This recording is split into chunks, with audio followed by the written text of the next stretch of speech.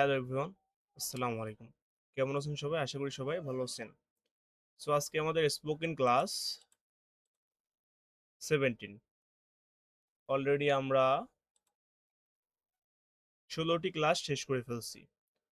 তো spoken class 17, 17 কি আছে চলুন দেখে ফিরি আমরা। আচ্ছা, আমরা অনেক সময় আমি বলি যে আমি শেষ পর্যন্ত সময় মতো আমার বাড়ির কাজ শেষ করতে সক্ষম হই, বা সে শেষ পর্যন্ত সমস্যাটি সমাধান করতে সক্ষম হয়। এমন ধরনের বাক্য আমরা কিভাবে তৈরি করতে পারি খেয়াল করেন।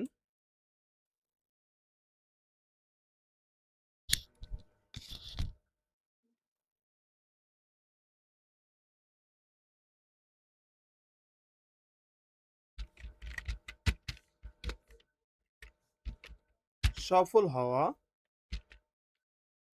বা সক্ষম হওয়া বোঝাতে আমরা ব্যবহার করব ম্যানেজ টু। তাহলে আমি সক্ষম হই, আই ম্যানেজ টু। সে সক্ষম হয়, হি ম্যানেজেস টু।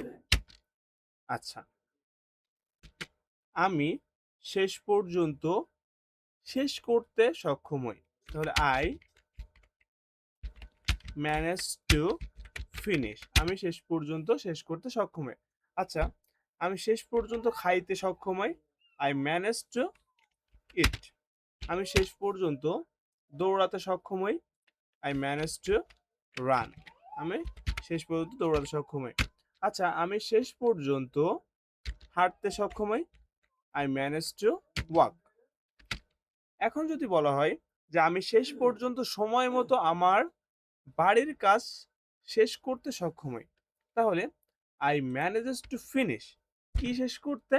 আমার বাড়ির কাজ। বাড়ির কাজ ইংলিশ কি? My homework. কখন? সময় মতো, তাহলে ওয়ান টাইম। আমি সময় মতো আমার বাড়ির কাজ শেষ করতে সক্ষম হই, I manage to finish my homework one time.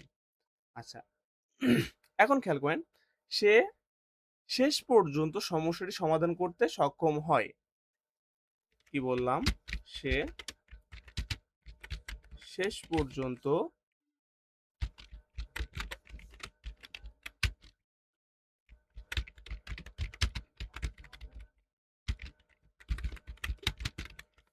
সমস্যাটি সমাধান করতে সক্ষম হয়।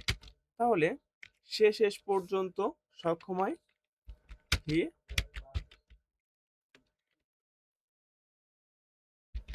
Manages two. সে কি করতে সক্ষম হয় বলেন তো? সমাধান করতে। সমাধান করা ইংলিশ কি? সলভ। তাহলে হি ম্যানেজেস টু সলভ। আচ্ছা, কি সমস্যাটি? তাহলে সমস্যার ইংলিশ কি হবে? Solve the problem. তাহলে সে শেষ পর্যন্ত সমস্যাটি সমাধান করতে সক্ষম হয়, he manages to solve the problem. আচ্ছা, আমি শেষ পর্যন্ত সমস্যাটি সমাধান করতে সক্ষম হই, I manage to solve the problem. সে শেষ পর্যন্ত বাসটি ধরতে সক্ষম হয়। কি বললাম? সে শেষ পর্যন্ত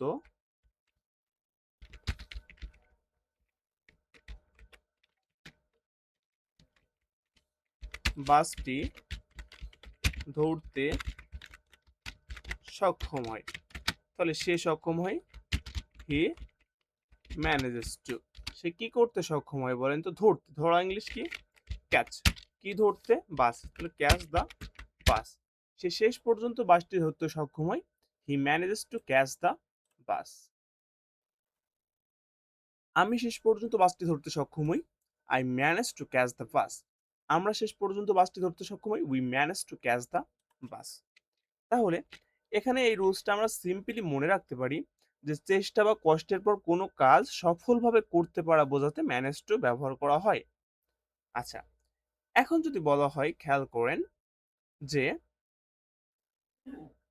সে শেষ পর্যন্ত সমস্যাটি সমাধান করতে সক্ষম হয়। সে শেষ পর্যন্ত সমস্যাটি সমাধান করতে সক্ষম হয়েছিল, তাহলে সেটার ইংলিশ কি হবে বলেন তো?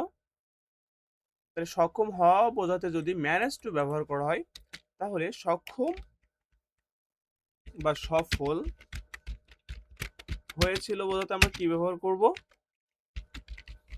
Manage to. আচ্ছা, এখন যদি বলা হয় যে সফল হবে, কি ব্যবহার করব? Will manage two. এখন খেয়াল করেন, সে শেষ পর্যন্ত সমস্যাটি সমাধান করতে সক্ষম হয়েছিল, কি হবে? He managed to. He manage to solve the problem.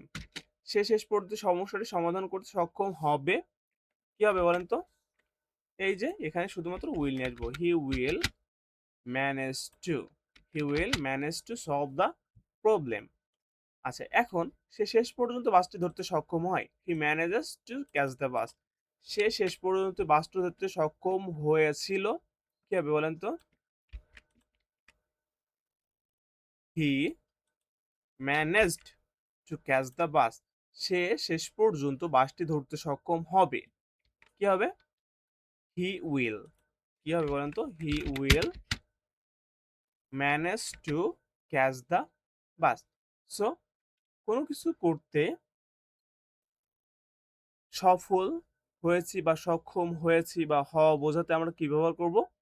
Manage to. কি ব্যবহার করব? Manage to. সো আশা করি রুলসটি আপনারা বুঝতে পারছেন।